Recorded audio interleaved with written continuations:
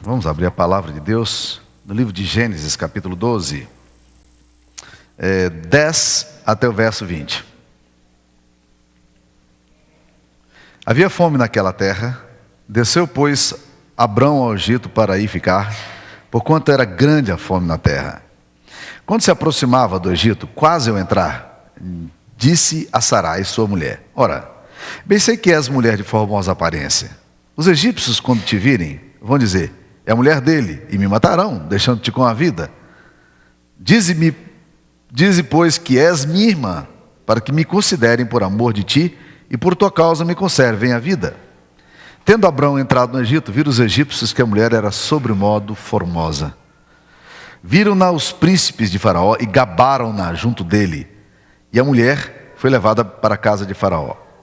Este, por causa dela, tratou bem Abraão, o qual veio a ter ovelhas, bois, jumentos, escravos, escravas, jumentas e camelos. Porém, o Senhor puniu Faraó e a sua casa com grandes pragas por causa de Sarai, mulher de Abrão. Chamou, pois, Faraó a Abrão e lhe disse: que é isso que fizeste? Por que não me disseste que era tua mulher? E me disseste ser sua irmã? Por isso eu tomei para ser minha mulher. Agora, pois, eis a tua mulher, toma-te e vai-te. E Faraó deu ordem aos seus homens a respeito dele, e acompanharam-no a ele, e a sua mulher, e a tudo que possuía. Esta é a palavra de Deus. Meus queridos irmãos, a Bíblia não tem heróis, nem super-homens, como vocês podem ter acabado de ouvir aqui. Nem heróis, nem super-homens. É interessante notar que logo depois do chamado, capítulo 12, nós vemos aqui o chamado, Deus chamando Abraão e fazendo promessas. Logo após, nós já vemos aqui Abraão dando uma escorregada violenta na vida, na ética, no comportamento dele. Isso mostra que os heróis da Bíblia são muito parecidos com aquela descrição do rei da Babilônia, em Daniel capítulo 2, que diz a Bíblia que a cabeça dele era de ouro fino, diz que o peito e os braços eram de prata, os quadris e o ventre eram de bronze, as pernas eram de ferro, mas os pés eram de barro. Não adianta nada você ter cabeça de ouro, peito de prata, se os pés são de barro, você vai cair, vai tropeçar, você é frágil, quebra fácil. É essa a descrição do ser humano nas Escrituras Sagradas. Toda vez que nós olhamos a Bíblia, nós vamos ver exatamente isso aí. Pastor Jeremias, da 8ª Igreja de Belo Horizonte, ele diz que toda vez que aparece um big shot, um cara, um grande pregador, gente conhecida demais, e que vai pregar numa conferência dele, na igreja dele, e ele diz que logo que aquela pessoa bem conhecida chega, a igreja fica impressionada com ele, e todo mundo quer tirar fotografia, alguns querem pegar autógrafo de livros e tal, não querem conversar. Ele diz para o cara: olha, entra no meio do povo e começa a viver um pouquinho com o povo. Ele diz que no primeiro dia todo mundo alvoroço, todo mundo quer tirar fotografia. No segundo dia, alguns chegam para conversar. No terceiro dia, ele já se torna algo comum, uma pessoa comum. Então, ele diz que a melhor forma de desmistificar alguém que você julga muito importante é exatamente colocando para que as pessoas percebam que ela é humana. E é exatamente isso que a Bíblia quer nos mostrar. José, Davi, Salomão, Abraão, Elias, todos esses homens da Bíblia, nenhum deles é um super-homem. Nenhum. Você não tem super-homem na Bíblia. O que na verdade nós vemos nas Escrituras Sagradas não são grandes homens, mas é um grande Deus.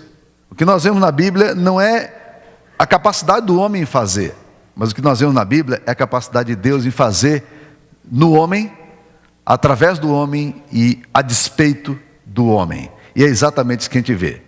Abraão é considerado o pai de 3 grandes religiões. O islamismo também tem um grande respeito por Abraão. O judaísmo é fundamentado em cima dessa linha abrâmica. E o cristianismo. Olha quem é o pai da fé. A Bíblia chama Abraão de o pai da fé. É o pai da nossa fé. Quem é esse homem? Não sei se vocês prestaram atenção aqui. Abraão, a Bíblia fala que ele é o homem que crê contra a esperança. A Bíblia diz que ele é o pai da fé. Diz que era um homem...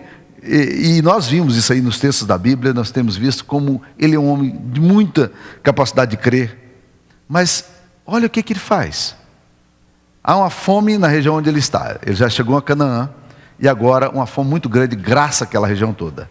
Ele pega a família dele, os bens dele, e se dirige para o Egito, porque a situação no Egito estava melhor. É como se o retirante nordestino tivesse ido para um lugar onde está chovendo. Quando ele está chegando no Egito, Abraão é acometido por um medo imenso, medo de morrer. Apesar das promessas de Deus, ele está com muito medo. E ele chega para a esposa dele, o que ele faz com a esposa dele é literalmente uma proposta indecente. O que ele fala para a mulher dele? Querida, você é uma mulher bonita, né? Atraente. E a gente vai chegar naquela terra lá, aquele pessoal é cruel. Eles vão me matar para ficar com você. Então é o seguinte, nós vamos chegar lá e você já não é mais minha esposa, tá? Para todos os efeitos, você agora é a minha irmã. Então você vai dizer agora que você é minha irmã, porque por causa de você, os egípcios não vão me matar. Que tal essa proposta do seu marido para você, minha irmã? Não é complicado isso aqui? A Bíblia diz exatamente o que Abraão faz. Abraão não protege a sua mulher. Ele coloca a sua mulher exatamente numa situação complicada.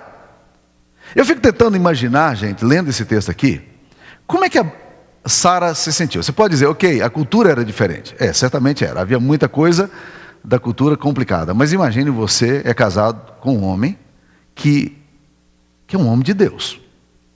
Um homem que está tendo experiências sobrenaturais com Deus. Um chamado e uma vocação para o mundo.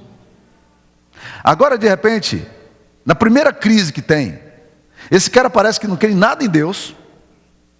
E ele crê muito mais nos projetos dele e nas artimanhas que ele é capaz de fazer. E ele literalmente expõe Sara. Como é que deve ter sido o olhar de Sara quando Abraão a entrega nas mãos dos homens que vêm buscá-la? Ela deve ter saído toda alegre. É assim? Ou será que ela saiu com aquele olhar 43 que as mulheres costumam dar para os homens quando elas estão irritadas? O que vocês acham? Ah, não, a cultura é diferente, é? Será que realmente era assim? O que passou na cabeça de Sara quando o marido dela, um homem de Deus, vai e faz exatamente isso com ela? Abraão não protege Sara. Ele não cuida de Sara. Ele entrega Sara. E eu tenho a impressão, meus queridos irmãos, se você vai lendo o texto mais para frente, você vai percebendo que me dá a impressão de que esta atitude de Abraão vai comprometer coisas seríssimas na alma de Sara. Por exemplo, eu tenho a impressão de que essa atitude dele compromete a fé que ela tem em Deus. Por quê? Porque a palavra de Deus nos diz que quando o anjo anuncia que ela vai engravidar, tempos depois, quando ela vai engravidar, diz a palavra de Deus que ela riu no seu íntimo. E Deus não gostou, não. Deus perguntou, por que Sara riu? Ela disse, eu não ri. Ele disse, eu sim. Em outras palavras, o riso era um riso de zombaria, de ironia, de descaso. Isso não vai acontecer nunca. E ela tinha um lastro histórico, porque o marido dela, que era o homem que representava a Deus, ela já sabia como é que era. Então, Deus também devia ser mais ou menos a mesma coisa. Mas quando Deus faz a promessa dizendo, daqui a um ano eu voltarei a ti, você vai ter um bebê nos seus braços, diz a palavra de Deus que ela se mostra tão reativa que Deus fala, acaso há alguma coisa demasiadamente difícil para mim? É a mesma coisa que Deus disse para Maria.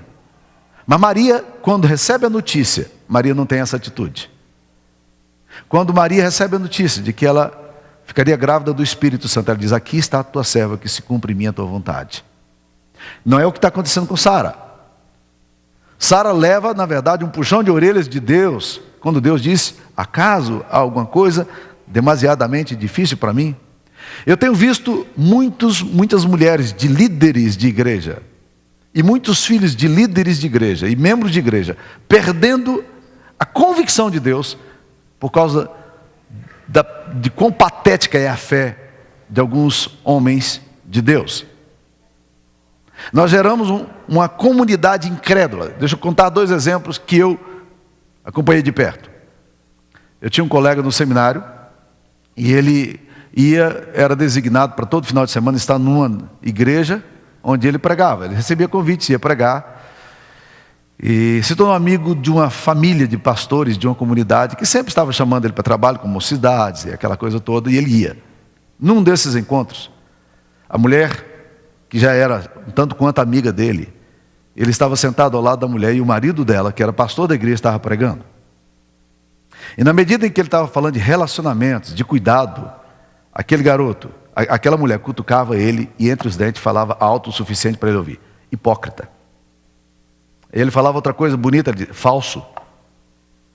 E mais uma coisa bonita, mentiroso. A mulher o tempo todinho, na igreja, ela estava cutucando o seminarista, dizendo: esse pastor que está aí é um safado.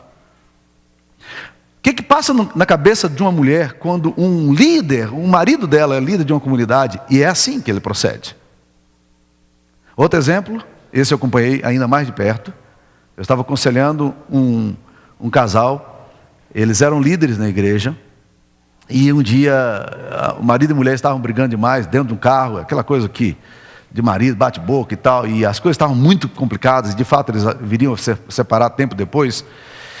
E aí ela disse: eu não aguento mais essa vida, eu não aguento viver mais assim, eu estou morrendo, eu tenho vontade de morrer. E ele então estava indo na estrada, ele olhou pelo retrovisor e disse: está vindo um caminhão ali atrás, em alta velocidade. Você faz o seguinte, você abre a porta do carro e salta, o caminhão passa em cima de você, e domingo que vem, e amanhã a gente faz um culto bem bonito para você, pode ficar tranquilo, despedida, um funeral para você. O que você acha que passa no coração de uma mulher quando uma mulher ouve esse tipo de declaração de um homem que ela julga ser um homem de Deus? É o marido dela. É exatamente o que Abraão está fazendo aqui agora. Ele está comprometendo a fé de Sara. Porque Sara olha para aquele negócio todo e ela não sabe se ela pode acreditar nisso aí. Ela foi transformada em moeda de troca pelo seu marido, de um homem de fé. Ela foi exposta a uma situação vexatória. O texto aqui nos diz algumas coisas complicadas. Como é que foi o envolvimento dela com o rei? Não sabemos, mas olha aqui. Diz a Bíblia, que no versículo 15, viram-na os príncipes de Faraó e gabaram-na junto dela. Isso aqui é linguagem de sedução. Eles chegaram com piadinhas. E a Bíblia nos diz mais que ela foi levada para a casa de Faraó. E por causa dela tratou bem Abraão e cuidou dele. E parece que o texto aqui dá a impressão de que foi um tempo longo. E o que começou a acontecer? Deus começou a punir a Faraó por causa dessa situação. E Faraó descobre que aquela mulher é casada. Teve algum caso com o Faraó? Teve envolvimento sexual? Foi levado para o harém? O que aconteceu com Sara? O texto não é descritivo em todos os pormenores. Você pode imaginar o que você quiser aqui. Mas o texto dá a impressão de que Sara, de fato, foi para se tornar uma das esposas de Faraó. Como é que Sara se sente? O que vocês acham que aquela mulher pensava do seu marido agora? E da fé que ela possuía? E de tudo que ela tinha ouvido falar? Deus esteve comigo, Sara, e me disse que é para sair da minha terra, da minha parentela, e ir para a terra que ele vai me mostrar. Ele vai fazer de mim uma grande nação, Sara. Ok? Se Deus está falando para você, vamos embora. Primeira encruzilhada, primeiro problema que surge, ele fala: olha, mente agora, porque esses caras vão me matar. Rebenta você, eu fico em paz. Ah, mas espera aí, você... Como é que é a sua relação com Deus? Deus não te falou nada, não? É, Deus falou, mas agora é outro problema. A gente resolve de outra forma. Ótimo. Eu entendi a mensagem. Existem muitos filhos e netos ouvindo mensagens aí. Existem muitas esposas ouvindo mensagens. Não é a mensagem que você diz, é a mensagem que você mostra. Isso compromete a fé seriamente. E nós precisamos ter muita graça de Deus. Porque a Bíblia diz em Provérbios 11, 29, que o que perturba a sua casa herda o vento. Essa é uma péssima colheita. Herança de vento, meus queridos, se plantar e ter uma herança de vento, as coisas não produzirem nada, é um caos. O que perturba a sua casa herda o vento. E é o que Abraão está fazendo aqui. Agora eu queria mostrar um outro aspecto desse texto aqui, que me sugere coisa fantástica. Esse texto me sugere uma graça incondicional de Deus. Por quê? Gente, vamos tentar ver algumas coisas aqui. A Bíblia, nós queremos que tudo que na Bíblia foi escrito serve para nos ensinar a ter paciência, paz, esperança, confiar em Deus. Tudo que foi registrado é para que a gente creia que Jesus é Filho de Deus. Ou seja, o texto da Bíblia, ele tem uma intencionalidade. Qual é a intenção de Deus? Nós podemos tirar vários princípios morais, mas o alvo das Escrituras Sagradas é nos revelar Jesus. É nos revelar a maravilhosa graça de Deus. Então tudo que tem na Bíblia, mesmo os textos absolutamente desconexos aos nossos olhos inicialmente, tem profundo sentido. Presta atenção. Qual é a lógica do texto aqui? Esse texto nos diz, no versículo 1 até o verso 9, que Deus chama Abraão com a santa vocação. Que Abraão é um homem especial aos olhos de Deus. Mas aí registra que o primeiro ato desse homem especial, chamado por Deus e designado para ser bênção para todas as nações, a primeira atitude desse cara é mostrar que ele não vale nada. Não nos parece intencional demais?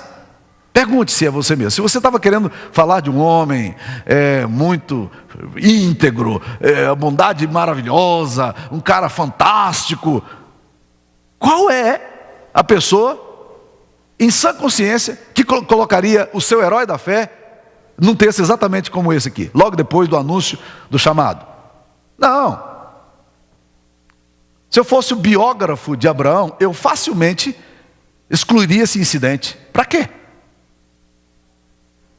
Eu só posso entender, meus queridos irmãos, que este texto ele não está aqui por acaso. Não é um acidente. Esse texto possui uma intencionalidade clara aos olhos de Deus. O que Deus está querendo nos mostrar? Este homem de fé, este homem que tem chamado, este homem está sendo chamado exatamente porque Deus tem um plano para ele. Não é porque ele é especial, mais especial do que qualquer um de nós. Deus, a Bíblia diz que Deus não chama gente íntegra, com honradez, porque é honrado. Aí Deus chamou esse cara aí honrado. Não. O que o texto está querendo dizer é que apesar de quem somos, Deus ainda tem um projeto para a nossa vida. A ênfase aqui não está na bondade humana. A ênfase aqui está na graça incondicional de um Deus que sabe de tudo o que somos, mas não nos chama pela nossa competência, nem pela nossa bondade, nem pela nossa santidade, mas Ele chama pela sua graça e pela sua misericórdia. Graça e misericórdia são dois termos que a gente precisa estar sempre definindo. Simples a definição e a diferença entre os dois. Graça é Deus dar para você o que você não merece. Deus te chamou para ir para o céu, meu irmão e minha irmã. Deus chamou por meio de Jesus e te atribuiu justiça que você não tem. A justiça de Cristo que foi conquistada na cruz, ela foi imputada a você, dada a você pelos méritos de Cristo. O céu não é alguma coisa meritória, não é você que ganha. Não são suas boas obras, nem a sua integridade, nem a sua honradez que te leva ao céu. Quando você chegar diante de Deus, você não tem absolutamente nada seu para dar a Deus, a não ser a justiça e as vestes de Cristo. Isso é graça. Deus deu para você o que você não merece. Graça é dom de Deus. Porque pela graça sois salvos mediante a fé, e isso não vem de vós, é dom de Deus, não é de obras, para que ninguém se glorie diante de Deus. Misericórdia é um termo que tem uma conotação um pouquinho diferente. Misericórdia significa Deus deixa de dar para você o que você merece. O que é que você merece? Todos nós merecemos juízo e condenação. Aos olhos de Deus, as nossas justiças são como trapo de imundície. Os homens que socialmente são mais justos, na hora que você vai estudar a vida deles mais profundamente, você descobre que os pés deles são pés de barro. Que pode ter peito de prata, pode ter quadril de bronze, e pode ter perna de ferro, mas os pés são de barro, frágeis. Eu tenho brincado com algumas pessoas mais queridas minhas, mais próximas de mim, e que às vezes criam essa ideia de um super-homem. Eu falo assim, eu quero me aproximar de pessoas que me vejam não apenas pelas luzes que tenho, mas que me amem, mesmo sabendo das sombras que eu tenho. Esse é o chamado de Deus. É para a gente olhar e dizer como é que Deus pode usar alguém tão frágil. Deus sabe dos meus medos, Deus sabe das minhas inseguranças, Deus sabe dos meus temores. E apesar disso, Deus me chamou para o sagrado ministério. Ah, Samuel é um cara especial. Não, não era nada especial. Especial aqui é Deus. E é isso que o texto está querendo nos dizer. Abraão não é um homem especial. Abraão é um homem que Deus, na sua infinita misericórdia, quis chamar e chamou para a obra que ele tinha visualizado. Isso é a graça e a misericórdia de Deus operando em nós. Eu gosto muito daquela frase de Daniel, capítulo 9, versículo 18, diz: Senhor, nós não lançamos as nossas súplicas perante a tua face, fiados em nossa justiça, mas em tuas muitas misericórdias. Ele está dizendo assim, ó, Deus, eu não confio na minha justiça para me apresentar diante do Senhor, mas eu confio na tua misericórdia. E é interessante que Daniel 9, 18 ele fala isso, e Daniel 9, 8 ele fala assim: a nós pertence o corar de vergonhas, porque nós temos pecado contra ti. Interessante essa frase, né? Quando eu chego diante de Deus, o meu rosto fica vermelho. E é bom que fique vermelho. E é maravilhoso quando ele fica vermelho. O duro é quando a gente chega diante de Deus e o rosto não fica vermelho, e precisava ficar. Não lançamos as nossas súplicas diante de ti, fiados na nossa justiça própria. O exemplo de Abraão aqui para nós é exatamente o exemplo das Escrituras Sagradas. E é curioso, se você quiser caminhar um pouquinho mais comigo, Romanos capítulo 4, o apóstolo Paulo vai citar exatamente Abraão. Abra lá em Romanos 4 para vocês verem. Olha que coisa interessante. Romanos 4, 1. Que diremos, pois? Diremos ter alcançado Abraão, nosso pai, segundo a carne? Porque se Abraão foi justificado por obras, tem de que se gloriar, porém não diante de Deus. Se Abraão foi justificado por obras, ele vai se gloriar, mas não diante de Deus. Porque o que diz a Escritura? O Espírito Santo está dizendo aqui. O que diz a Escritura? Abraão creu em Deus, e isto lhe foi imputado para a justiça. Imputar é atribuído como justiça. Não foi exatamente as obras que Abraão fez, mas a confiança dele naquilo que Deus fez. E esta confiança, Deus atribuiu justiça a ele, por causa dessa confiança, não nele, mas em Deus.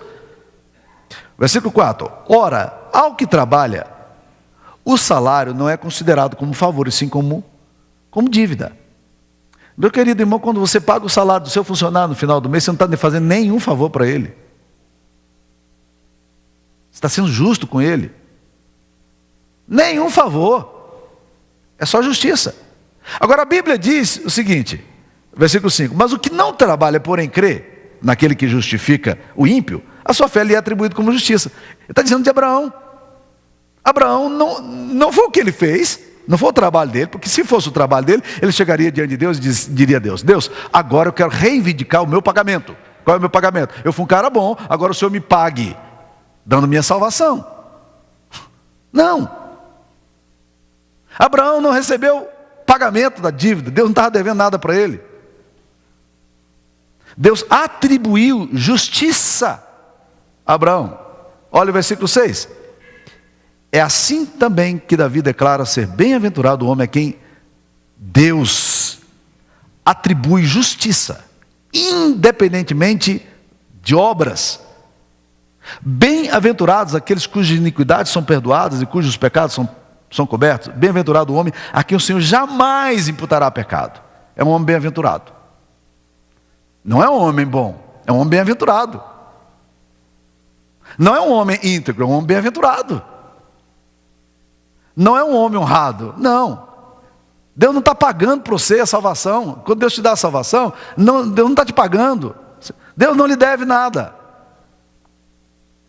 Agora, quando você crê naquele que justifica o ímpio, que somos nós, E justificou Abraão, com todos os desvios e patologias e neuroses dele. Quando Deus justificou Abraão, Deus não lhe deu salário. Deus atribuiu justiça, independentemente das obras. É por isso que Davi diz: bem-aventurado o homem a quem o Senhor não atribui iniquidade. Aí Deus tira a minha iniquidade, Deus tira a minha impiedade, Deus tira os meus pecados, remove a minha injustiça. E Ele passa a me ver agora com os olhos, ou com a roupagem de Cristo. Eu estou vestido com o manto santo de Jesus, com o sangue do Cordeiro, e Ele me vê em Cristo. Não é dívida, Deus não me deve nada. Salvação é graça de Deus. Então, meus queridos, Abraão é um protótipo da natureza caída. O apóstolo Paulo diz aqui em Romanos capítulo 3, ele fala no versículo 27 o seguinte: onde, pois, está a jactância? Não é lactância não, viu, gente? É jactância. Onde é que está a vaidade espiritual, o orgulho espiritual, a soberba espiritual? Onde é que alguém pode dizer: ei, olha aqui, olha, como dizia o meu irmão lá no interior, o dega-dega aqui, que maravilhoso é. Olha para mim, Deus, olha que fantástico a minha lista de coisas boas. Mas não é exatamente isso aqui. No versículo 27 do capítulo 3 de Romanos, ele fala: onde é que está a jactância? Onde é que está qualquer orgulho? Foi de todo excluído. Por que lei? Das obras? Não, pelo contrário. Pela lei da fé. Concluímos, pois, Romanos 3, 28, que o homem é justificado pela fé independentemente das obras. É isso que nós queremos, meus queridos irmãos. Nós queremos a justiça de Cristo e não a nossa. A Bíblia faz questão de dizer que Abraão, que é o nosso pai da fé, ele é protótipo da natureza caída. Mas Abraão, o pai da fé, é também o protótipo de uma natureza redimida. Abraão é frágil, tem pés de barro, é pusilânime, é inconstante, é incoerente, é covarde, expõe sua mulher. Apesar disso, ele aceitou a oferta de amor de Deus e creu em Deus. E essa fé foi imputada por justiça. O autor aos Hebreus, no capítulo 2, versículo 3, ele faz uma pergunta séria: como, pois, escaparemos nós se negligenciarmos tão grande salvação? O que nós vamos fazer se não for por esse caminho? Com que roupa você vai se apresentar diante de Deus? Quando você estiver diante do mar de cristal, que é transparente, onde todas as coisas são claras, com que vestes você vai se apresentar diante de Deus? O que você vai trazer para Deus? A sua justiça? A sua honradez?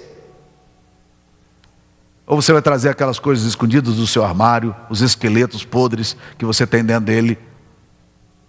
A tendência ao egoísmo, o narcisismo desenfreado, a busca pelo conforto, o desejo de autogratificação, autossatisfação e prazer imediatos, que são tão característicos da nossa natureza caída. É isso que você vai apresentar diante de Deus? Vai tentar enrolar Deus com o seu discurso filosófico, com suas argumentações? Ou você vai dizer: Senhor, eu estou aqui por causa de Jesus? Abraão é o nosso protótipo. Abraão é frágil, mas Abraão creu em Deus. E ele confiou na graça de Deus. E isso lhe foi imputado por justiça. Esta é a palavra de Deus. Vamos orar. Pai, nós precisamos mais do que nunca, Pai, desesperadamente, olhar para Jesus, o autor e consumador da nossa fé, e colocarmos nele, ó Deus, a nossa confiança, a descansarmos nele, ó Pai. Deus, ajuda-nos a não confiarmos em nós mesmos, mas confiarmos na justiça que emana da cruz. E dá-nos a graça, Pai, de crermos no Senhor e colocarmos nossa confiança em Ti. Tu conheces, ó Deus, quão grandes são as nossas fraquezas e quão frágeis são os nossos pés. Mas nós queremos, em nome de Jesus, pedir, ó Deus, que o Senhor nos vista com a veste de Cristo. Que o Senhor nos dê a santidade de Cristo. Impute em nós a graça que há em Cristo, para que caminhemos, ó Deus, confiados no Senhor. Deus, obrigado por tão grande salvação. e ajuda-nos a confiarmos inteiramente nela para a honra e glória do Teu nome. Em nome de Jesus. Amém. Amém.